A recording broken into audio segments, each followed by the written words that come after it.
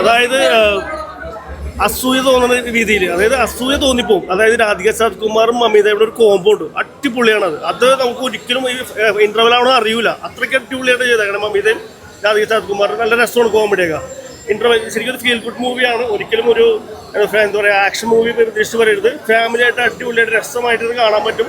ഈ കരൺ ജോഹർ മൂവിയോ പോലെ നല്ല അടിപൊളിയായിട്ട് രസമായിട്ട് കാണാൻ പറ്റും. അടിപൊളി മൂവിയാണ്. എങ്ങനെയുള്ള സിനിമയായിരുന്നു? നല്ല ഫീൽ ഗുഡ് മൂവിയായിരുന്നു. ഇമോഷണലി നന്നായിട്ട് കണക്ട് ആയി. നല്ല ഫിലിമായിരുന്നു.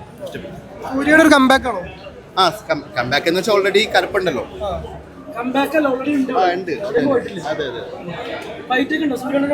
രണ്ട് ഫൈറ്റ് ഉണ്ട്. രണ്ടും നല്ല ഫൈറ്റ് ആയിരുന്നു. നല്ലായിരുന്നു. മമിത നന്നായിട്ട് അഭിനയിച്ചു. സൂര്യ ഈ ഫിലിമിന്റെ നമ്മൾ വീഡിയോസ് ട്രെയിലേഴ്സ് ഒക്കെ കണ്ടു കഴിഞ്ഞപ്പോൾ ഞാൻ സത്യം പറഞ്ഞാൽ ഇത്രയും എക്സ്പെക്ട് ചെയ്തിട്ടുണ്ടായിരുന്നില്ല.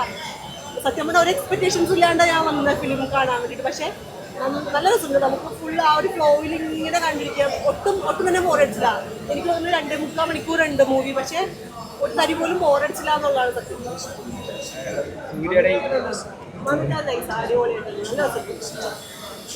ചെയ്യുന്ന രീതിയിൽ തന്നെയാണ് ആ ബന്ധങ്ങളൊക്കെ കാണിച്ചിരിക്കുന്നത്.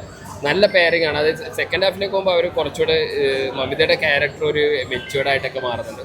ഗംഭീരമായിട്ടുള്ള പെർഫോമൻസ് ആണ്. സൂര്യ നമുക്ക് ഓൾറെഡി അറിയാം, പക്ഷേ മമിതയുടെ ഒരു നല്ലൊരു പെർഫോമൻസ് ഇതിനകത്ത്. അവരുടെ പെയറിങ് ഫ്രഷ് ആയിട്ടിരിക്കുന്ന പോലെ തന്നെ മമിതയുടെ ഒരു ആക്ടിങ് ലെവലിൽ ഒരു പുതിയ രീതിയിലുള്ള ആക്ടിങ് കാണാൻ പറ്റി.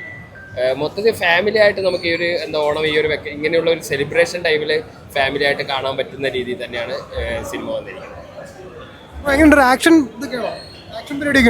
ആക്ഷൻ ഇല്ല, ആക്ഷനൊന്നും അങ്ങനെ സിനിമയുടെ പേര് അങ്ങനെ ഫാൻസിനുള്ള സാധനങ്ങളുണ്ട്. നല്ല ആക്ഷൻ അല്ല ഈ സിനിമയുടെ സബ്ജക്റ്റ്.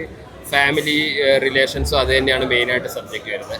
അതിൽ നന്നായിട്ട് വന്നിട്ടുണ്ട്. സൂര്യയുടെ അങ്ങനെയുള്ള ഒരു എന്താണ് സിമ്പിളായിട്ടുള്ള, സിമ്പിൾ മീൻസ് ഇങ്ങനെ വലിയ ഗ്രാൻഡ് സ്കെയിലുള്ള സംഭവം തന്നെയാണ് വലിയ ഫാമിലി അങ്ങനെയൊക്കെ കാണിക്കുന്നത്. പക്ഷേ ആക്ഷൻ ഓറിയൻറ്റഡ് അല്ല. പടം മൊത്തമായിട്ട് ഫാമിലി റിലേഷൻസും അതിന് ഫാമിലി ബന്ധങ്ങൾ, അമ്മ മകൻ